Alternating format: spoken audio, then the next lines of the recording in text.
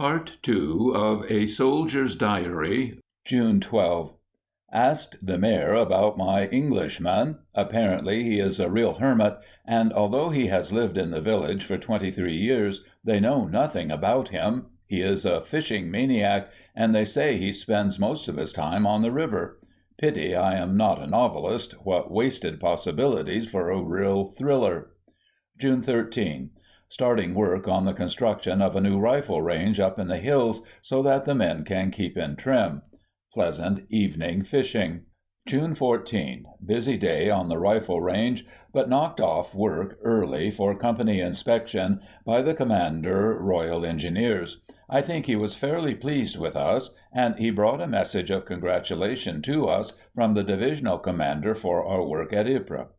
June 15. Worked all morning on the rifle range with a battalion of pioneers. Progress was very slow, as we were working in solid chalk, and every piece has to be drilled off. In the afternoon, went for a ride with 2 infantry friends over the hills towards the coast. A most perfect day, and so very easy to forget that we are engaged in war. Once we came up through dense pine forest onto the bare summit of the last ridge of hills before the coast, and to my great delight we could see the spires of Calais in the distance. Instantly I recalled Matthew Arnold's lines, and felt certain that he had been on that selfsame ridge when he wrote them.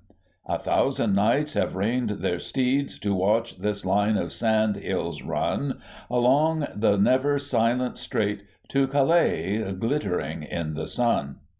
And 50 miles away, the guns. June 16. Sunday. Received orders to proceed to Corps Gas School for a course of training in anti-gas warfare, etc. Went with 10 other officers in a lorry from Brigade Headquarters, and persuaded our driver, 20 francs, to get lost in the St. Omer. We had an excellent 4-course lunch in approved civilian style, and on arrival at the school at 3 p.m., well, since 'twas very clear we drank only ginger beer, faith, there must have been some stingo in the ginger. June 17. Spent a quiet, restful day, work starting at 9 a.m. and finishing at 4 p.m.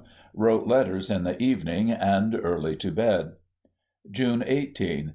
Had a very interesting day making gas attacks and committing sundry other barbarities, among them walking round a room smelling bottles and trying to identify the contents by their stinks. My nose feels as if the world were composed of one vast, unmentionable stink. In the evening, went for an hour's march in gas masks.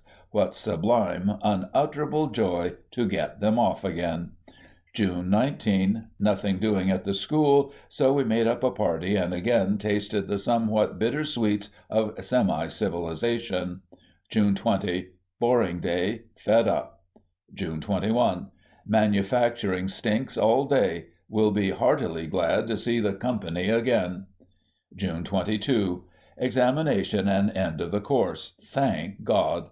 Felt rotten in the afternoon and went to bed. Pray it isn't Spanish flu, as there's a terrible lot about. Shortly after midnight a party came into our hut and took out Captain Sparks and threw him in the pond. Served him right. I never knew a more bombastic idiot. June 23. Went back to the company in a motor lorry, arriving 3 p.m. Found the others playing badminton over a wire net and in field boots. Still jolly feverish, but cheered up to be with the company again. June 24. There are rumors about today that we are going still farther away from the war in order to be trained as storm troops. Apparently we are considered a good division, and we are picked for the grand forlorn hope of the Allies. Even the most pale-faced pacifist could hardly help feeling a thrill of pride when he learns that he is picked for such a venture. Myself, I am delighted, until I think of the married men. It is at least certain that I am far too sentimental to be a staff officer. A man who unconsciously visualizes the widows and the orphans could never do it, and to me it will always be something more than a game of chess. But perhaps that is only the natural attitude of the pawn. June 25. Orders came through last night that we are moving again today, but it is to be eastwards this time. Up all night in consequence, and had company on the road with all transport by 8:30 a.m. Marching all day via Wotton to St. Omer, where we arrived at 6 p.m. Very weary. Had only 3 hours' sleep, and was roused by orderly corporal at 1 a.m. June 26, with instructions to meet staff captain 15 miles away at 7 a.m. What a life! From brigade went forward on bicycle and arranged billets for company, which arrived at 4 p.m. Very poor accommodation, and officers had to sleep in tents. June 27. Spent a quiet day resting and cleaning up after our travels. Learnt that we are going into the line again south of Ypres, in the neighborhood of the Kemmel front. June 28. 2 officers went forward to the line to take over our work from the French. Spent the day inspecting all our gear and cleaning guns and ammunition. We are beginning to lose our ragamuffin appearance and look something like soldiers again today. It is wonderful the way the men can pull themselves together after the times they have had. June 29. All details completed and we are ready. For what? June 30. Sunday. At 2 p.m. we left our billets and should be in the line about 6 p.m. When we set out, the company looked smarter than I have ever seen it, the men fit and well and marching like the Guards, the horses fat and frisky, and the wagons and the harnesses shining like a dress parade. The Major was away in front with Derry, so that I was in command. I felt sad as I rode round the ranks for the last time, and took my station at the head of the column. Then, turning in my saddle, I gave the words, and as the lead chains tightened and the pontoons lumbered slowly forward, my sadness changed to pride. For the first time in my life, I was leading 250 magnificent men towards a battle, and I prayed that I might never let them down. Proceeded to Divisional Headquarters area, where we installed our transport with the exception of the limbers. The sections then went forward to billets under the shadow of Kemmel, where we arrived about 7 p.m. Everyone very tired, as it has been a broiling day and we are white with dust. Our area does not seem to have been shelled very much, and the farms and cottages where the men are billeted are almost intact. We are, however, completely overlooked from Kemmel Hill and cannot move about in daylight. The tool carts were brought up and camouflaged after dark, and when all was settled and the men had had a meal, I went to investigate my billet. It is a small room 10 feet by 6 feet, and, with the exception of a similar room adjoining it, is the only remaining part of what has once been a decent cottage. The walls were peppered with newspapers printed in 5 different languages, and the general filth of the place was beyond description. Following my usual practice, I put Marjorie's large photograph in my map case and hung it on the wall, after which the place looked a little more cheerful. However, the guns were very active, the lice were even more so, and not even the comfort of her photograph could induce me to fall asleep. July 1. Got up about 11 a.m. and spent the day until 4 p.m. lying in the sun and listening to the Decca and the guns. The last of the French officers left us today, after marking on our map where 2 women are to be found on the Stevensward Road. Thank God we are not like that. About 4:30 p.m. all officers cycled forward to inspect work. Everything is utterly destroyed, and the once prosperous little town in front of us is now nothing but a pile of bricks. It requires large parties of men working all night to keep one road clear for the transport. When one considers that the town has been utterly wiped out in 2 months, one can form some conception of the intensity of the German shell fire. After struggling through the debris, we left our cycles behind a hillock, entered a trench, and walked round to the front. Away on the left we could distinguish the ruins of Ypres shining faintly in the evening sun, and smoking under a desultory bombardment. Closer to us was the brick pile and swamp once known as Dickabush, and in front, a few hundred yards away, the bulk of Kemmel Hill towered over us. 2 months ago I saw it covered with beautiful woods and peaceful rest camps.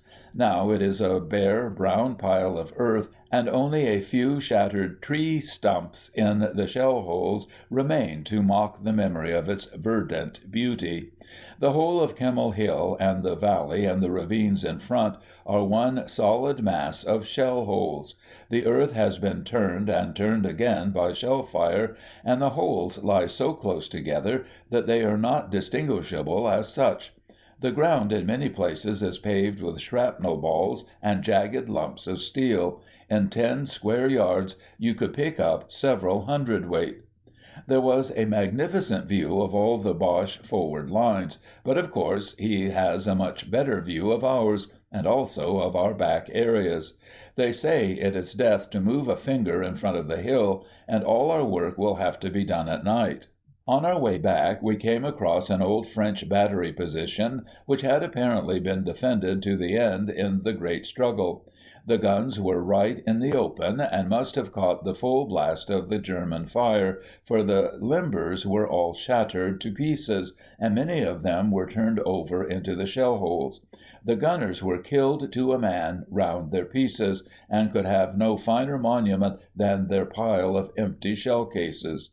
Their bodies still lay there, unburied, mixed up with the carcasses of the horses with which they had tried to get the guns away at the last moment. Some were headless, limbless, and with their entrails strewn around them. Most had had the clothing blown from their bodies, and some had been half eaten by the rats. A noble end, and yet how infinitely better if such true nobility could have served a better cause. Or must we, in despair, admit our civilization is to be a sham, and war the only reality which can show us at our best? If any man had the power to picture the fearful indescribability of that scene, I vow there would be no war. But it is not to be. The world is so utterly detached from all this blood and carnage, it doesn't worry them. And besides, they must have recreation. The strain is so terrible, you know. They can hardly stand it, poor things. And besides, the air raids, terrible. Meantime, we die without recreation. Father, forgive them, for they know not what they do. July 2. Before turning in last night, I spent some time over my maps, and have now got a pretty clear idea of the hopelessness of our position. There are no trenches, but we hold a broken line of outposts about 500 yards in front of an old main road which we are defending. The key of our position is one solitary hill, a small symmetrical hump not more than 100 feet high, and entirely overlooked by Mount Kemmel, which is 10 times higher, and yet the whole line in northern France, and perhaps the result of the war, depends on our holding this little hill. Between it and the coast the country is as flat as a pancake, and if we lose the hill, we lose Calais and the Belgian ports. So much for the country, now for the men. We have a division which, with the exception of the few days' recent rest, has had about 6 months of continuous hard fighting. Our front is twice as long as it should be, we are still below half strength, and most of our effectives are boys of 18 to 19 going into the line for the first time. On the other hand, the Huns hold very superior positions, and they are flushed with victory. Such is our problem. The answer will be written in blood around the slopes of Kemmel. I forgot to say that there are no reserves between ourselves and Calais. Let us pray. July 3. Went forward at 3 a.m. with the Major in the hope of laying out new trenches for tonight's work. Unfortunately, the mists cleared away very early, and we were not able to do very much. Fritz was apparently very sleepy, and we didn't get sniped. Nevertheless, I was jolly glad to get into a trench again. I cycled back and spent the morning at the dump, and in looking for material. In the afternoon went forward again with my sergeant to show him the work, but was not able to do much as the snipers were very active. Went forward again in the evening, did another reconnaissance, and got a party of about 30 men out on the job by 11 p.m. We were trying to put a belt of wire across the end of a valley, which offers a covered advance to Huns. Progress was very slow, owing to persistent enemy machine-gun fire and horrible condition of the valley bottom. Fritz had apparently brought a gun forward, specially to shoot up the gully, and we had to spend most of the night on our stomachs. In addition, the transport got lost, and we were held up for lack of materiel. July 4. Got back to billets about 5 a.m., having been on my feet 26 hours. Had a few hours' sleep, and went forward again with 10 men, showing them the tracks, etc., so that they will be available as guides. Went forward again at 8 p.m., and after a terrific struggle, got 2 pontoons of material behind the hill by 11 p.m. On way up, an 8-inch shell landed between the wagons and knocked out 2 men whom we left with Royal Army Medical Corps. The horses were terrified, and in trying to hold them, Baker was knocked down by one and badly kicked. I wanted him to go back, but he insisted in carrying on. There was heavy shell fire all the way up, and I was damn glad to get them all under cover. Work on the valley was again very slow, owing to heavy machine-gun fire and lack of carrying parties. Jumping up into a shell hole when the fire was rather hot, I caught on some wire and ripped my leg, and also cut my left breeches leg right off. When the men had gone back, I tried to do some more taping out before the mist cleared, but could hardly drag myself along, and nearly fell asleep in no man's land. July 5. Got back to billets to find that Derry had gone sick. More work for the rest of us, and we are nearly tired out now. In the evening, Blacker crocked up and went sick too. Pure, undiluted funk on his part. 3 officers left now to do the work of 10, and the Major will go soon. He hasn't been to bed for a week, and must have walked at least 25 miles every day. I had a talk with him, and persuaded him to order the transportation officer up from the horse lines, so that will make 4 of us. I have got 2 brigades to look after now. Forward again about 7 p.m., and nearly completed wire across the valley in spite of usual machine-gun fire. 2 men hit in my party. Heavy shell fire all night.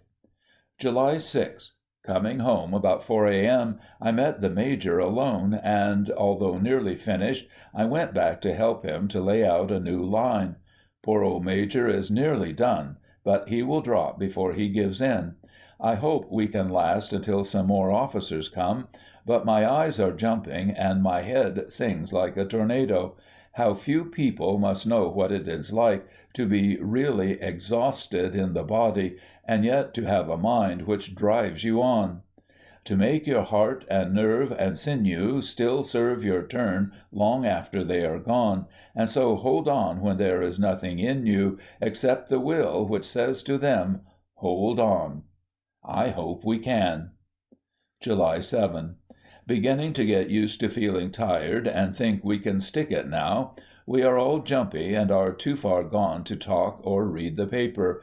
The Decca hasn't been touched for days. Had another cruel night and was on the go for 12 hours. Finished wire across the valley and got well on with digging reserve trenches and wiring reserve line. July 8. Had 3 hours sleep and went up again at night after a heavy afternoon's work. Very heavy thunderstorms all night made it almost impossible to move about. Was so exhausted with falling into shell holes that I started to crawl about on my hands and knees in the mud. Once I almost cried with sheer weakness. On way home I fell off my bike and was so weak I had to leave it in a shell hole. Once or twice I touched my revolver. There is always that. It is a terrible thought, and even now, half an hour afterwards, I can't understand it. How much less can people at home? July 9. Slept a bit, worked all afternoon, and up again at night. Heavily shelled on way up, but no casualties. Completed first wiring of left brigade front and most of their digging. Did an early morning reconnaissance with major and brigade major, having been on the go 15 hours. I think we can keep it up indefinitely now, but where our strength comes from I don't know. At least 18 hours per day. July 10. Usual sort of day. Had to walk all the way to line and back as it was impossible to get a bike through the mud. Wretched night with pouring rain and howling wind. 2 poor devils killed. July 11. Usual day. Started clearing new wood for digging tomorrow night. Whole area heavily shelled. Could sleep forever and would dearly love to die. July 12. Went up in the afternoon to take over 2 more jobs. Making a new roof for left brigade headquarters and tunneling an underground first aid post for the Middlesex. Had tea with the brigadier and then dinner with the commanding officer, front line battalion. It is already very amusing the way in which some of these old-time regulars endeavor to preserve their mess formalities. The dugout couldn't have been more than 12 feet square, and yet they managed to produce quite a respectable 4-course dinner for 7 officers. It was handed on to the table by a perspiring orderly who crouched in the entrance to a tunnel which could not have exceeded 3 feet by 4 feet. How the food was cooked I could never imagine, but the smells of cooking leaked out from behind the orderly, and somewhere in the depths of the blackness behind him there was a voice that swore mightily and frequently. I judged that the voice had produced the meal, and also that it had been a hot job. Most of the soup got spilt before it left the end of the cavern, but the smell was excellent and gave us quite an appetite for the tinned salmon which followed. This had been brought up with ammunition and a bottle of execrable French vinegar from division that very afternoon. The next course was excellent. Roast mutton, procured as the result of dark dealings with the Army Supply Corps, fresh peas from heaven knows where, and lastly some sauce made from mint which they said had been growing last night in no man's land. The sweet was a treacle pudding. We drank thin whiskies and sodas, which were distinctly lukewarm, in spite of all the doctor's efforts to keep the stuff cool. All things considered, a very enjoyable meal, and a great credit to the voice. Did a hard night's work, and got back, feeling as if I could sleep forever, about 5 a.m. July 13. Was up again about 10 a.m. and inspected explosives before lunch. Then up the line again to start another mining job, B Company Headquarters Front Line Battalion. Have now got 2 big mining jobs in hand, and the colonel absolutely refuses to send me any timber. He says there is plenty to be salved. True, O King, but to call it firewood would be flattery. However, it doesn't matter. If the whole damn shaft falls in and kills 20 men, there are plenty more in England. Life is much cheaper than timber. Managed to get home for tea and dinner, but back out again all night. While talking to one of the working party officers, a piece of whiz-bang landed between us, and another one smashed his respirator. I am sure someone is going to be killed in the mines. The earth runs like quicksand, and even with decent frames it would be a dangerous job. Without, it is sheer suicide, and a shell anywhere near us on the surface will cave the whole thing in. Fortunately, the men don't realize these things. Lucky beggars. July 14. Informed that the division on our right are doing a raid tonight, but working parties are to go out as usual. If I were sentimental, I should have to write a last letter home every night. Then I would certainly be killed. Started work on a strong point in front of the hill, and shortly afterwards our barrage started in conjunction with the raid. It was very fierce, and the SOS lights went up at once over the German lines. We were watching the pretty colors when their protective barrage came down, just like a sudden thunderstorm, and I realized to my horror that we were working dead on their barrage line. Before I saw exactly what had happened, 2 men were knocked to pieces, and the remainder were running all over the place looking for cover. There were the ruins of a farm on our left, and I was trying to get the men together into the holes around this. We got about 15 into this, and several wounded, and then they shortened range.